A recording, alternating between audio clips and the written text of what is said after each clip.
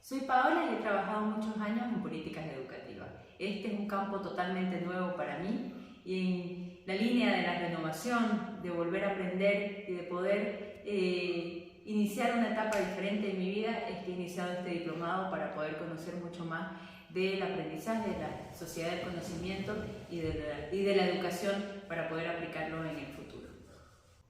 Mi nombre es Walter, yo soy consultor y asesor empresarial.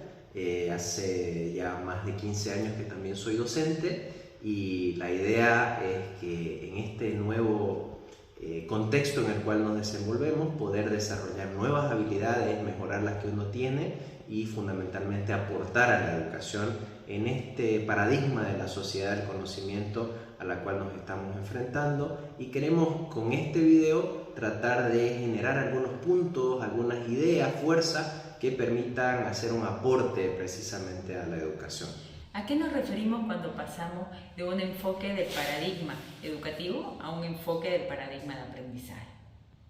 El paradigma educativo se centra más en el proceso de enseñanza, en un proceso de la educación tradicional que hace que nos centremos en los contenidos, en el aprendizaje en sí o en el proceso de enseñanza de los docentes.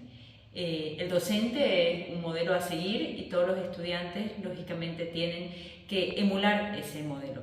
Un proceso mucho más homogeneizador de la sociedad, donde queremos aprender ciertas reglas, comportamientos y conductas para poder normalizar y poder normar en realidad la vida de la sociedad. Sin embargo, el paradigma del aprendizaje se centra más en el individuo, en la persona. La persona es lo más importante. Esta persona que tiene sentimientos, que tiene vivencias totalmente diferentes, que tiene características totalmente diferentes unas de las otras. Y es por eso que el docente tiene que adaptarse a ella para poder enseñarle y transmitir ese conocimiento. Para hablar de estos procesos educativos tenemos que conocer cómo se aprende. Cómo es que el docente va a llegar a enseñar y va a poder trasladar ese conocimiento a los estudiantes. Podemos aprender de diferentes maneras, pero cómo es que asimilamos de la mejor manera se basa en una pirámide del conocimiento. ¿Cómo se instala el conocimiento en nuestra mente? Y pasamos de la información al conocimiento o sabiduría. Esta teoría se basa en el embudo del conocimiento, que nos habla de que podemos tener muchísima información, debemos contextualizarla, procesarla, lo que se convierte en conocimiento, y ese conocimiento nos da la posibilidad de tomar decisiones y de poder aprender. Este cono o embudo del conocimiento nos genera, en realidad en su base más angosta, nos genera productos, bienes o servicios a través del conocimiento. Cuando hablamos del conocimiento tenemos dos conceptos que son fundamentales: el conocimiento tácito y el conocimiento explícito. Cuando nos referimos a estos aspectos, hay conceptos que no pueden ser medidos y que son interpretados según las circunstancias particulares y personales de cada individuo. En tal sentido, un ejemplo de conocimiento tácito puede ser el magnetismo con el que algunos profesores son capaces de impartir una clase. Es el que se aloja en la mente de las personas, su naturaleza es subjetiva, intangible, abstracta, incide aspectos como la intuición, la experiencia adquirida por ensayo, por error, o habilidades consolidadas a lo largo de muchos años. Incide la intuición, la experiencia adquirida por ensayo y error, o habilidades consolidadas a lo largo de muchos años, haciendo inacabable la posibilidad de plasmar todo el conocimiento en documento. Por tanto, requiere de un contacto personalizado. En tanto que cuando hablamos de conocimiento explícito, nos estamos refiriendo a un conocimiento documentado, capaz de ser replicado, formalizado. Existe facilidad para que pueda ser capturado, sistematizado, almacenado, transmitido, explicado y, como habíamos dicho, replicado. Por ende, es fácilmente de que pueda ser consultado, ¿no? Cuando hablamos de conocimiento explícito, estamos refiriéndonos a aspectos como diseño, políticas, procesos, documentos o inclusive simulaciones. Toda persona tiene dos tipos de habilidades, las habilidades blandas y las habilidades duras. Ambas son totalmente diferentes y distintas de aprender a lo largo de la vida. Cuando hablamos de habilidades blandas, Hablamos más de procesos psicosociales, de aprendizaje psicosocial, que tienen que ver con la comunicación, con la empatía, que están relacionadas a las capacidades y las rutinas de interacción con el resto de las personas y lógicamente con el entorno. Sin embargo, las habilidades duras tienen mucho más que ver, o tienen que ver en realidad, con la formación académica profesional, ya sea en las universidades, en los institutos, en las escuelas. El objetivo consiste en permitir el desarrollo adecuado de las tareas a nivel productivo. Por su parte, las habilidades duras son aquellas que se requieren de un proceso de capacitación y formación para ser adquiridas, es decir, las competencias tradicionales.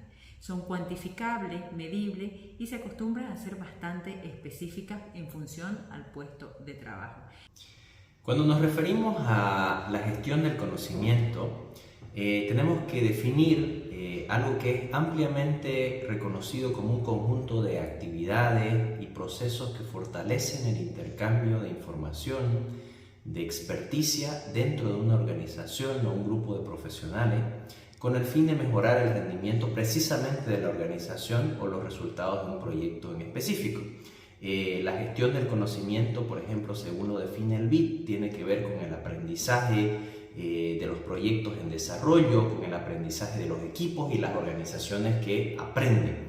Otro concepto que es también muy relevante tiene que ver con la gerencia de la continuidad del conocimiento. Esto se refiere a el abordar aspectos que tienen que ver con conservar, transmitir de manera eficiente y eficaz el conocimiento operativo de quienes se pueden ir de una organización, bien sea por traslado, renuncia, terminación de contrato, jubilación o cualquier eventualidad que genere que pudiera perderse ese conocimiento. Entonces, la continuidad tiene que ver con que la institución, la organización se quede con ese conocimiento y pueda ser transmitido hacia adelante. Otros elementos que son importantes considerar en esta sociedad del conocimiento tiene que ver con estos elementos del reskilling, el upskilling y el cross-training. La diferencia entre los dos primeros conceptos está en el objetivo de la formación. Mientras el upskilling busca enseñar a un trabajador nuevas competencias para optimizar su desempeño, el reskilling, también conocido como reciclaje profesional, busca formar a un empleado para adaptarlo a un nuevo puesto en la empresa. Y finalmente, cuando hablamos de cross-training, estamos relacionando conceptos que tienen que ver con transversalizar muchos conocimientos. En el caso de los tres conceptos, reskilling, upskilling o el cross-training, estamos hablando tanto de habilidades duras como de habilidades blandas, de modo que el empleado constantemente esté adquiriendo nuevas habilidades o fortaleciéndolas. Noster desarrolló un modelo que tiene que ver con los 5 factores de la gestión del cambio para generar aprendizaje. Básicamente nos explica que hay 5 pilares para lograr un objetivo. Este objetivo se puede ver frustrado si es que nos falta uno de esos pilares. La visión, las habilidades, los incentivos, recursos y el plan de acción son fundamentales para el aprendizaje. Este aprendizaje, como les decía, si es que le falta una de esas patitas, uno de esos pilares, logra que podamos estar confundidos, ansiosos, que podamos tener un cambio gradual, que nos frustremos o un falso comienzo. ¿Cómo se relaciona esto con la sociedad del conocimiento? La sociedad del conocimiento considera que este conocimiento es un activo para el progreso, para la prosperidad, para modificar, cambiar y generar cambio en nuestras sociedades. Centra sus esfuerzos en facilitar a todas las personas que puedan potenciar ese conocimiento, difundirlo e intercambiarlo, tener un aprendizaje colaborativo, donde podamos intercambiar, interrelacionarnos y crecer todos para un cambio positivo en nuestra sociedad. Dentro del contexto que venimos conversando, algo que resulta muy importante relevar tiene que ver con el ciclo del duelo y cómo aplica esto a nuestro módulo. Por ejemplo, fundamentalmente la crisis del COVID-19 ha seguido una especie de ciclo que tiene este comportamiento, una especie de J, que el ciclo del duelo tiene que ver con pasar de etapas de crisis con situaciones de etapas de zonas de confort, pánico, espacios de aprendizaje para finalmente llegar a zonas de crecimiento profesional, personal en nuestra vida. Bueno, y finalmente, ¿qué cambios en la dirección de las organizaciones? ¿Cómo impacta en las aulas de los colegios, de las universidades? Todos estos aspectos que hemos venido mencionando en la sociedad del conocimiento. Es importante destacar la flexibilidad y la adaptación que han tenido no solamente las personas, sino también las organizaciones.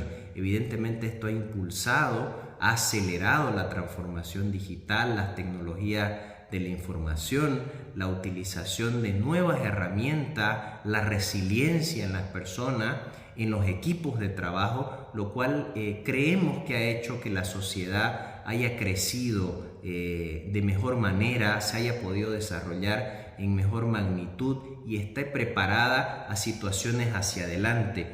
En conclusión, lo que hemos querido brindar es una especie de resumen, de síntesis de estos aspectos que hacen a esta sociedad del conocimiento y cómo el aprendizaje y los procesos educativos pueden influir y pueden ayudarnos a esa adaptación y hacernos mejores cada día.